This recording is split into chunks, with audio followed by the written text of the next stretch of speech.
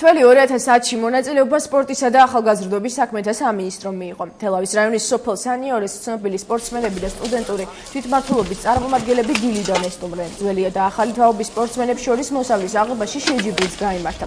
თვალს კახეთში რაგბის ეროვნული ნაკრების ახალი მწვრთნელიც ირლანდიერი რიჩი დიქსონიც ესწრებოდა. სპორტისა და ახალგაზრდობის საქმეთა სამინისტრო ტრადიციიდან ერგვას აპირებს და აღებული მოსავლიდან დაწვრილი ღვინის მცირე რაოდენობას სასაჩუქრედად ჩამოაყენებს. აი ესეთი კარგი მოსავალი როგორც კახეთში არის წელს. ესეთი კარგი შედეგები უნდა გქონდეს სპორტში და ამიტომ ჩამოვიყვანი აქ სპორტსმენები ყველა და ყველა იღებს მონაწილეობას ამის მოსავლის აღებაში. მართლა კარგი პროცესი არის და მე ვფიქრობ ყველა უნდა იღებდეს ამაში მონაწილეობას.